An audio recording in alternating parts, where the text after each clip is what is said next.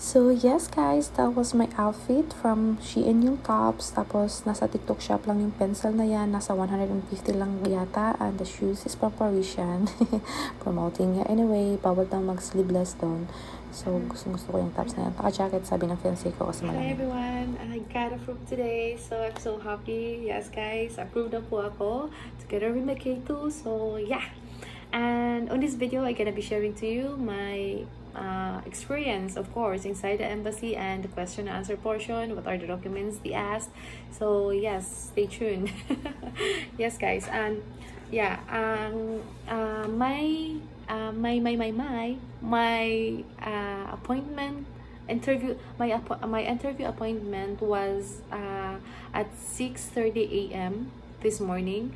Today is December 12, 2023, of course. So yeah, 6:30. So before 6 I went there with my K2. Then I was surprised, guys, ang dami ng tao. Yung mga 7:30 yung appointment, nandun na, puno na. So hindi nakakatakot na maglakad ng sobrang aga. Kasi sometimes 5 kind of like madilim-dilim pa masyado. Pero pag hindi siya nakakatakot kasi ang dami ng tao dun sa banda, dun sa US Embassy. So anyway, my hotel is yung nasa harap lang talaga ng embassy. So parang hindi siya yung hotel ko harap lang talaga ng embassy, so lakad lang siya. So yes, and yung hotel ko is harap lang talaga ng embassy, so nilalakad lang siya, so mabilis lang. So anyway, what are the brings that I take with me or brought inside the embassy during my interview? So yung nga dinala ko, so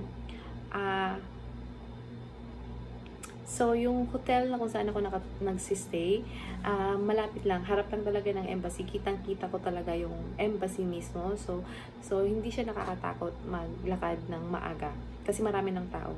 So yes, naglakad lang siya. Then hindi ko din dinala yung cellphone ko since I know naman na bawal talaga dalhin yung cellphone. Though may mga tao doon na nag-o-offer na pwede mong pag-iwanan ng cellphone mo, pero mas safer for me kasi, mas safe kasi na iwan mo na lang sa kung saan ka nag-stay. Kung kailangan mo talagang dalhin, better na lang siguro magsama ka ng kung sino na kapamilya mo or kakilala mo na pwede mong pag-iwanan ng cellphone mo. Kasi sometimes there are cases na taga dito lang sila sa Manila tapos hindi sila hindi sila nag-hotel.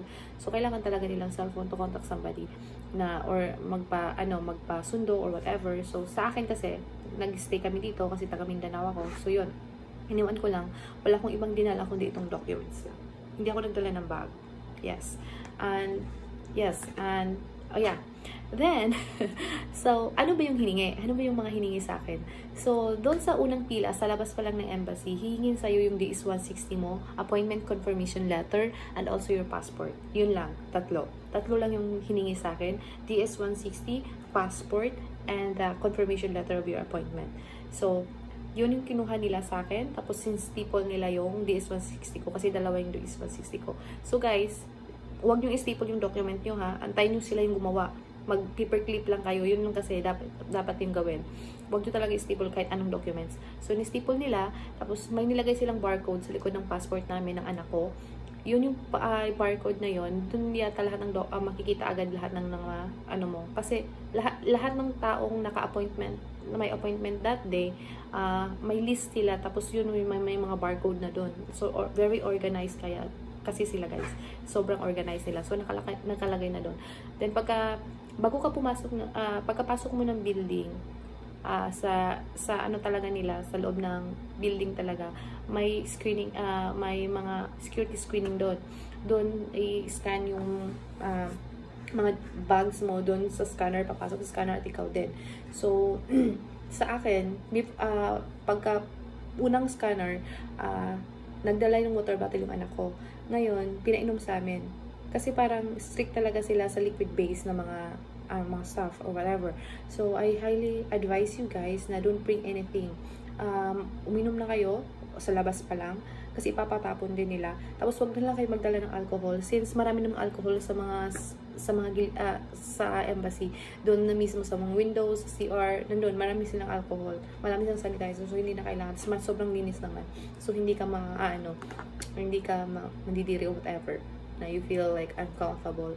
So anyway, yeah, maraming alcohol doon. So, wag ka na magdala ng alcohol. Then, may kakilala ko yung anak niya may perfume na yung sobrang liit na lang talaga, konti na lang talaga daw yung laman, pero pinatapon pa rin. So, wag na kayong magdala. Tapos, kung wala naman kayong dadalhin ng iba pang importante, wag na kayong magdala ng bag. Kung malapit lang yung pinagstihan nyo, wag na kayong magdala ng bag. Hassle lang yun. Kasi, documents lang naman talaga kailangan natin sa loob. So, anyway, pagkapasok ko doon sa second scanner, doon na, tapos pinalagay yung chinek nila yung mga bag, yung may mga bags, tapos doon, pumapasok na ako doon, tapos ang whole, parang area is dinivide nila into two, non-immigrant and immigrant. So, since immigrant tayo, so dito sa right side ako. Makikita naman kasi may mga guard naman, every step may mga guard na naka-assign na pwede mong pagtanungan at mag-a-assess sa'yo sa next step kung saan ka pupunta. So, anyway, doon na ako. Doon ako sa immigrant. So, sa immigrant may ABC na parang naka-divide siya to ABC yung mga upuan. So, depende lang kung saan ka papaupuin ng guard. Then, sa harap nun, doon na yung pre-screening. From number 42 to 51, I guess. So, if I'm not mistaken, I'm sorry. I really have a terrible memory. Yes, pero nasa 40 lang yun, something to 51. 51 yung pinaka-last sa screening. So, ngayon, natapat ako doon sa 47 ako doon, napunta ako. Tapos ngayon, tiningi yung passport ko tsaka 2x2. Tapos DS-160. Pagkatikita ng hindi pa pala, DS-160 lang, tapos passport. Pagka niya, niscan niya doon, tapos wala daw record, yung walang picture yung records ko. Yung sa K2 ko tsaka sa akin daw, parang may problema sa picture. Ngayon, pinapunta ako sa 51. Yung 51 naman, lang yun, yung parang photo booth to correct or kung kailangan talaga sa picture mo lang, yung problema pag may picture ka, yun lang naman. Tapos pumila ako doon. Tapos, alam niyo yung picture, guys, kung hindi nyo pa alam, yung picture nyo, make sure na yung tenga nyo talaga nakalabas. Tapos walang kahit konting buhok na nakatakip sa tenga nyo. Yun talaga yung sabihin nyo sa photographer. Tapos kung may bangs kayo, kailangan nakaganon talaga. Yung kita talaga yung bare face natin, yung ganon. Ganon talaga dapat. Kasi, sa K2 ko kasi, may bangs siya konti. Pinaulit din. So, hassle siya. Kasi, maaga kami, tapos, maaga ako nagpunta, maaga yung ko, tapos, malapit ng tanghaliin ako nakalabas. Kasi, dahil dyan sa picture na yan. So, ito yung una kong binigay sa kanila. Tingnan nyo. Nakalabas naman yung tenga, kaso may kunting buhok talaga na nakatakip dito. So, yun yung naging problema. So, hiningan ako ng picture na iba. Ngayon, wala akong ma-provide kasi ito lang yung dala ko. Pinalabas ako. Sa labas lang naman, na inside the building pa rin, na may Kodak doon, kung saan ka pwede magpa-picture. So, yun. Tapos, 80 pesos yung bayad doon. So, yun.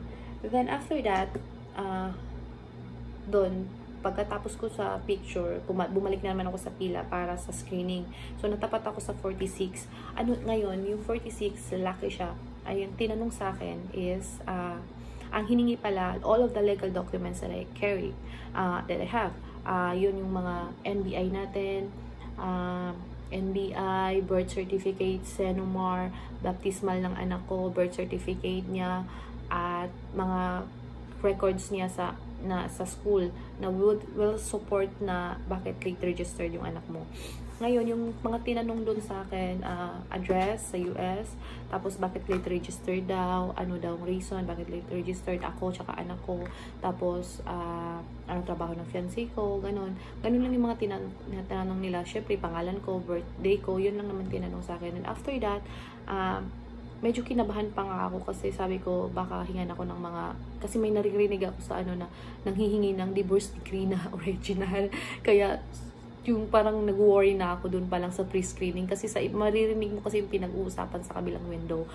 Oo, kung magpipay attention ka lang. So, yun, hinihingi ng original, tapos sabi ko, scan pa naman yung dala ko, Diyos ko. Pero, isang beses lang naman na yung fiancé ko. So, kaya scan lang yung dala ko. So, anyway, hindi naman hiningi. Kasi, doon talaga sa pre-screening, nandun na yung mga documents natin at yung pinasa ni fiancé sa USCIS. Nandun na, hawak na nila. So, yun lang talaga, dapat yung record lang natin, yung legal documents lang natin dito sa Pilipinas, yun lang yung naman talaga yung kailangan nila. So, yeah, everything that will support na bakit clit register ka, dalhin mo na po. Tapos, aralin nyo na din kung ano yung rason. Sa likod naman kasi ng birth certificate, may remarks doon kung bakit late register ka. Kasi tinanong din ako, bakit ganon. So, kung ano yung reason doon din lang din iikot yung sagot mo. Okay? So, then, after that, sa pre-screening, pinapunta ako sa 52 for fingerprint doon. Mabilis lang. And after that, pag-aantay ka na doon sa mga upuan kung saan tatawagin na for final interview na yung American Consul na after mo sa finger scan, punta ka na doon. 52 tapos nandiyan na lahat yung mga window na para sa US consul nandiyan na magkatabi-tabi lang yan sila. So diyan ka uupo, antayin mo tatawagin yung pangalan mo. So tinawag ako ng 66, window 66, babae siya. Tapos yung tinanong sa akin, alam mo, ang daming tanong. Pero okay lang naman kasi alam nyo, inaral ko kasi best thing talaga, it helps me a lot na binasa ko yung mga documents ng fiancé ko. Kasi tinanong sa akin, alam mo yung tinanong sa akin, kailan siya na-divorce? Sa akin kasi nung una kung hindi ko na aaralin yun kasi pakialam ko naman importante divorce na siya, di ba? So yun, tinanong pa sa akin, buti nga alam ko kung kailan siya nag-file at kailan siya na-divorce. So yeah, buti nga kasi what if kung hindi ko binasa yun? Kasi ang alam ko yung ano niya lang yung birthday niya, bla bla bla, lahat ng mga basic information niya. Yung divorce niya, wala akong pakialam nun. Buti nga talaga binasa ko. Kasi may nakalagay yun kung kailan final. Kaya, tas tinanong ko din yung fiancé ko to confirm. So yun, buti nga alam ko yun. Then, isa yun sa tinanong sa akin, kailan siya na-divorce, at pangalan niya, address niya sa US, at trabaho niya, ilang beses kami nagkita, saan ko siya na-meet, tapos, yun, saan ko siya na-meet. Tapos, tinanong pa talaga, pina-specify pa guys, kung sa anong, sabi ko kasi dating site eh. So, anong dating site? Yun, dapat alam nyo yun. Of course, alam nyo naman. So, anyway, isang beses lang kami nagkita ng fiancé ko, some reason. So, dapat alam nyo, kung kayo din ganun yung case, dapat alam nyo kung ano yung rason, bakit once lang kayo nagkita. Yun lang naman. Tapos, bakit late register ako? Bakit late register din yung anak ko? Tinanong din sa akin ng American Consul yun.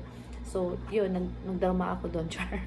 Yeah, shinare ko lang naman kung ano yung reason bakit na late register. So, that's all guys. Yun lang naman tinanong sa akin. Bakit late register? Name ng fiancé ko. Kasi yung pagkatanong sa akin, who is your petitioner? Right away, sinabi ko talaga, my fiancé, and his full name, sinabi ko agad. Para wala nang masyadong ano. Tapos, yung birthday, hindi na tinanong. Pangalan lang.